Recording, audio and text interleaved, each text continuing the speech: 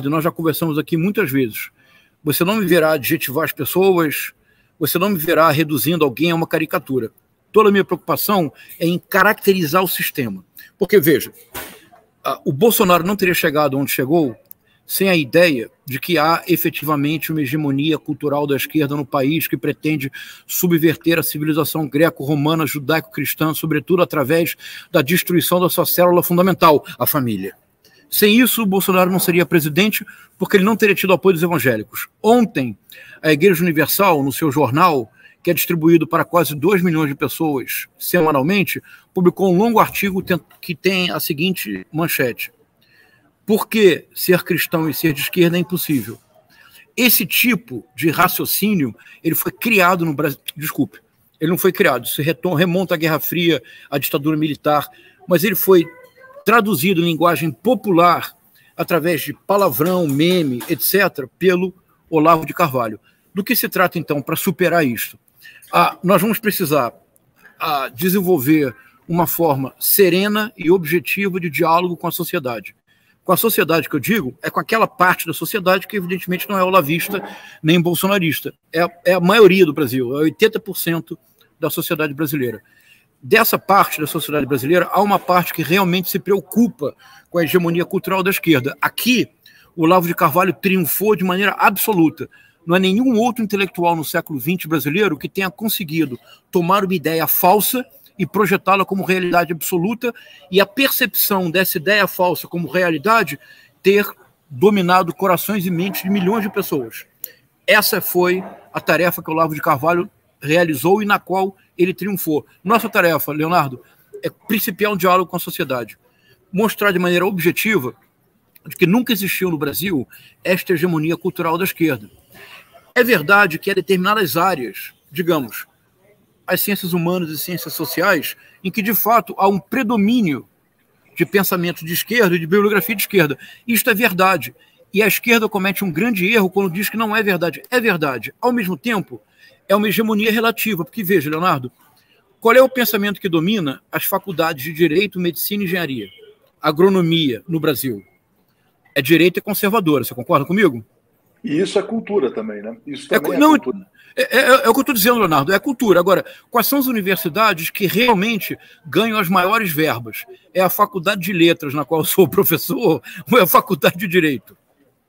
Qual é a área de pesquisa que recebe recursos do CNPq e da CAPES de maneira contundente? É humanidades ou ciências exatas? E as ciências exatas... Houve momentos, até nas humanidades, por exemplo, na antropologia, em que a antropologia foi usada para justificar, por exemplo, claro. A superioridade de certos homens em relação a outros. A antropologia evolucionista do século XIX ainda no século XX. Totalmente de acordo, Leonardo. O que eu quero dizer é o seguinte, nós precisamos dizer para a sociedade, veja, há uma hegemonia relativa em algumas áreas, mas mesmo dentro da universidade, a hegemonia que realmente domina a universidade é a hegemonia da direita conservadora. Um único exemplo, ditadura militar. Quem era o ministro da Justiça do pior período da ditadura militar? Do general Médici. Quando a tortura se tornou prática de Estado, o assassinato e o desaparecimento de corpos de adversários políticos foi para a prática adotada em todo o Brasil. Era o Alfredo Buzaide. Sabe quem ele era? Professor titular de Direito do Largo São Francisco da USP. Foi reitor da USP, saiu da USP para ser ministro da Justiça do Emílio Garrastazu Médici. Então, se nós da esquerda reconhecermos, olha, há uma hegemonia relativa da esquerda em algumas áreas. Agora, nas áreas que realmente importam, nas áreas que realmente comandam a vida cultural brasileira, a hegemonia cultural sempre foi da direita. Posso dar uma prova concreta, objetiva, recente? Há pouco tempo, isso circulou em todas as redes sociais. Uma empresária do ramo da música, muito inteligente, muito articulada, infelizmente eu não me recordo o nome dela agora, peço desculpas, mas eu fiquei muito impressionado com a inteligência e a articulação dela. É a empresária responsável pelo início da carreira da Anitta, etc. Ela disse, quando o entrevistador perguntou para ela, disse assim, ainda existe hoje em dia o famoso jabá, que era aquele dinheiro que as gravadoras pagavam para que a rádio tocasse uma música ou outra. Ela disse, olha, meu amigo, ela respondeu, acabou. Ele disse, como assim? Ele disse, há pouco tempo eu fui numa rádio para tentar colocar um jabá de um artista meu.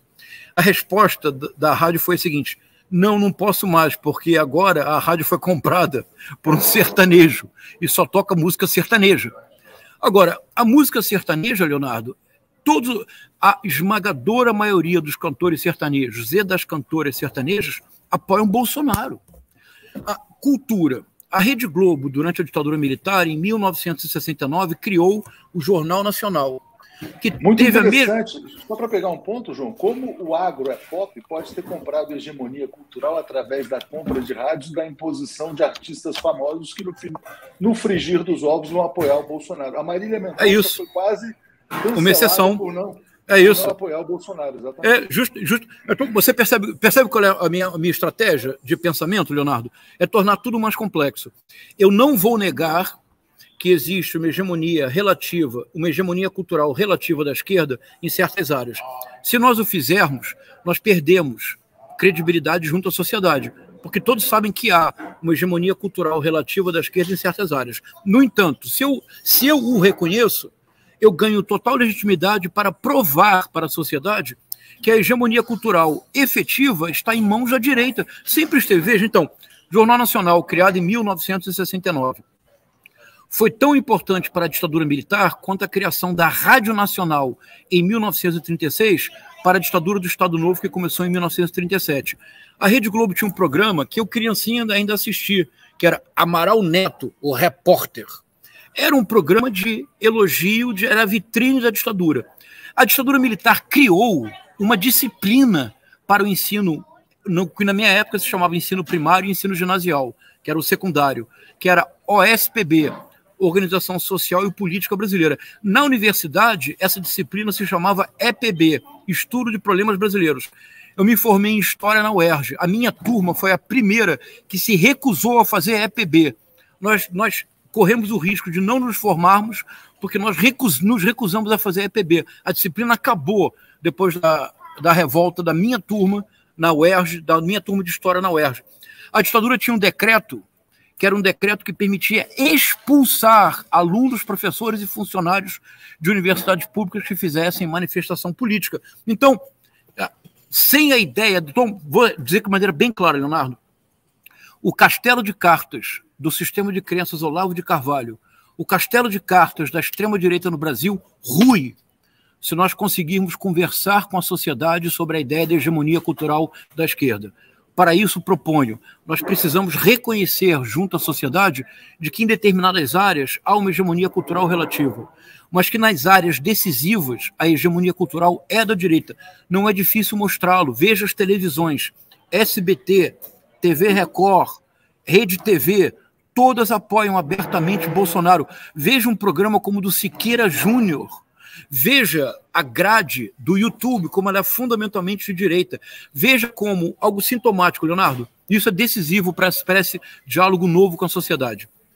A música popular brasileira, ela entra em declínio com a redemocratização.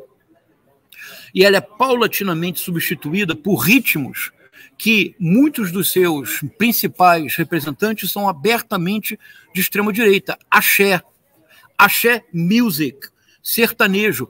Veja o caso daquele cantor que teve, infelizmente, um problema sério de saúde e não se recuperou muito bem, o Netinho. O Netinho é um bolsonarista, assim, de carteirinha, o bolsonarista número 1.